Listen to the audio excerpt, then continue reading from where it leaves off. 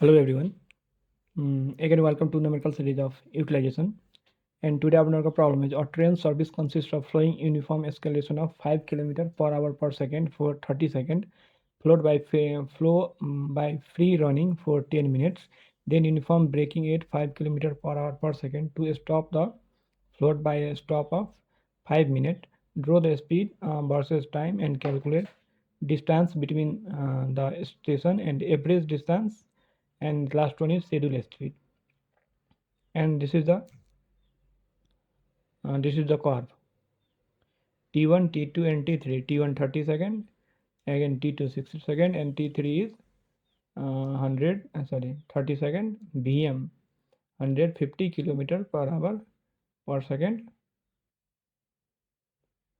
Then per hour.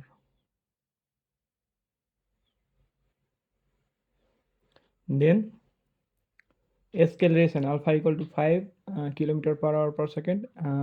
Acceleration period t1 30 second. Maximum speed v1 alpha into t1, so 5 into 30, that is 150 kilometer per hour. And time for free running t2 equal to 10 into 60, that is 600 second. And retardation beta equal to 5 kilometer per hour per second. And time of retardation ts or t beta we can also write Vm upon beta, so 115 upon 5, that is 30 seconds. This is T3. This is this value. T3 equal to Vm upon beta. So distance traveled during acceleration period, S1 equal to half Vm T1 upon 36 centimeter. Put the value of Vm and T1. We can get S1 equal to 0.625 kilometer.